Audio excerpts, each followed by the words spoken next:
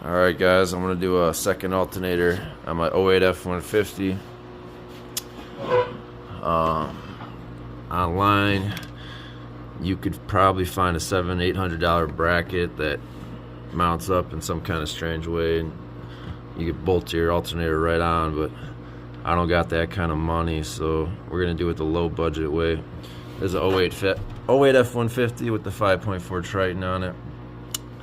First thing you got to do is get rid of your factory air box and get you one of these aftermarket deals here. That'll give you the room to fit a second alternator in here. Now, if there's a video online of the guy who did this already, but he didn't show step by step or anything like that, so I'm just gonna try to work through it myself and figure it out as we go. First thing I did was get this piece of angle iron here, bolt my alternator to it, and then the next step is going to be figuring out how to use these two bolts here and the other two from the original air box and get this nice and solid here, and then I'll show you the next step after that. Alright, got my two brackets here bolted down.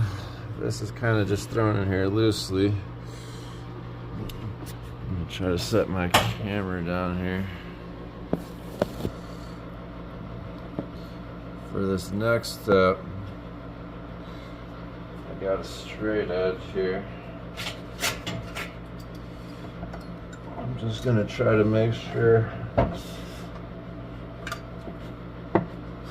that the face of these two alternator pulleys is exactly in the same plane. And once that looks good, I'm just gonna tack weld this together.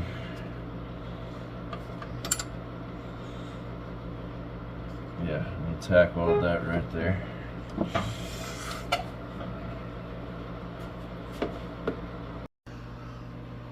Okay, here we are, next step. I got my cross member fully welded in now. Just double check, these are still on the exact same plane. I got these two pulleys here. I made sure that they're on the same plane also. I tack welded this lower piece in here that I put together, but it is bolted, and the idea was when I take my measurement for the belt, I might be off a little bit. If I had to, I could always cut this tack weld, notch this lower piece, and that would slide this piece left or right if I needed to make an adjustment. I was gonna go just the OEM size pulleys for these two, but I decided to just go a little bit smaller. These are cheaper too, by the way. They're like 2.5 inch. They take up less room up here. They were cheaper, so I just went with the smaller pulleys. I wish I brought this pulley a little bit closer over here, because the way that this belt has to come up from this pulley, it gets awfully close to this stud. It doesn't touch it, but I just don't like how close it gets. So if I would have changed anything, I would have brought this one a little bit closer.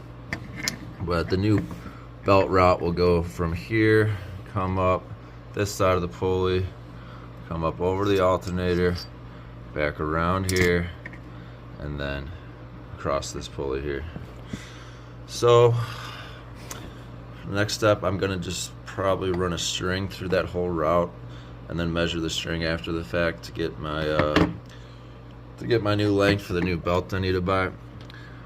I'll probably do it with the tension on and the tension off of the tensioner just to get a range of what I need. So I'll come back and give you that measurement in the next video. Alright, so here's what I learned.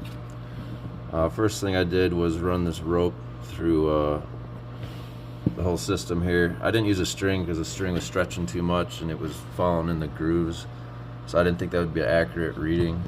This rope was closer to the thickness of the belt there.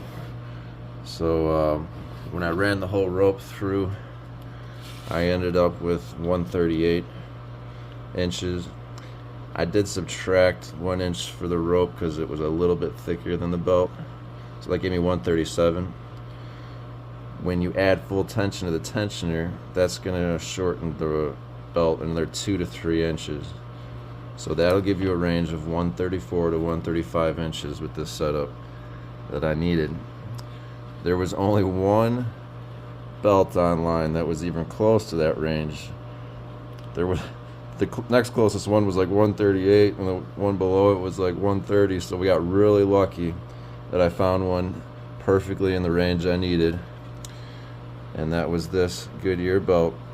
It is an 8-rib belt, so you will have to cut off a couple ribs. I just put a razor blade in a vise, dragged it through. It cut really easily. So there you go. I mean, it took me all my strength just to get this belt on, so that's about what you want. If it was going to go on there kind of loose, I had an idea. Instead of moving that lower bracket around, like I said, I found this other pulley in the garage that's a little bit bigger size. I was just going to swap it with that smaller one, and that gave me a little more tension, but I didn't have to do that, luckily. I will keep this in the truck because this is an OEM. It'll fit one of the lower ones if it goes bad, or if this ever loosens up over time, if it stretches, I could always replace it with the larger one. So I guess the next step is going to be electrical. I made this jumper wire here, and that's going to go just directly to the positive end of the battery.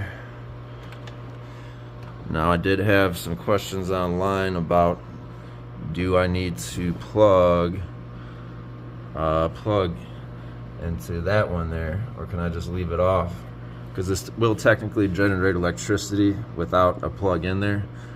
What the plug is for is just to monitor the voltage for the for your electrical system. Is just monitoring how much you're producing. I didn't get a really good answer when I plugged it into Reddit. There's a couple answers I got. One person was saying, oh, you shouldn't run 2 alternators because if one of them's creating more voltage than the other, it could damage the other one. I don't know if there's any truth to that, but I'm not going to worry about it. I know plenty of people that ran 2 alternators, or even 3, and never had that issue. Somebody else, what else were they saying? Somebody else is saying, oh, you know that running 2 alternators isn't even going to give you more amperage because your computer is only going to allow a certain amount of voltage back to the fuse box, so there's no point. And my response to that was, good. I don't care if the voltage is regulated to the fuse box. That's a good thing. I'm trying to bring more power to this side of the battery, where I got a system running off of that. I got an amp. I got a winch. Later I might add a plow, hydraulic system. So I need the extra amperage here. I don't need it inside the truck. So, I guess that's why Reddit gets a bad name sometimes. You get a lot of, it's got good information, but it's not what I needed to know. What I needed to know was, do I need a plug into here and splice into the other wire? And the way I see it is, yeah, I probably should. So I went online and got this plug here. There's the number in case anyone needs it. There's a lot of different aftermarket ones. This is just the one I found that was cheapest. But I'm gonna splice this into the other plug that goes to the 3 wires on there. So that way the computer will monitor the combined amperage of both of the alternators at the same time. That's the way I see it. At least that's the way I think it should work. So I'll show you everything running here next video. Alright, so it's like a month later, and this is what I learned so far after running it for a while. With that plug hooked up, I kept getting a battery light coming on all the time, so I'm just gonna leave it unplugged. If the original alternator ever goes bad, I suppose I could just plug this in and maybe the battery light won't come on. So you don't got to do that plug, I guess. See, we're producing plenty of voltage. One other thing I forgot to mention in my last video, the alternator is grounded. It's not grounded because it's attached to plastic, so you have to ground the frame, but it's grounded through these bolts here at the bottom, so make sure you ground. I just grounded to this firewall where the other ground was at. That's about it. When my bass hits now, or if I'm running something, or the amp's running hard, it's not flashing, dimming the lights like it was before, so I would call this a success.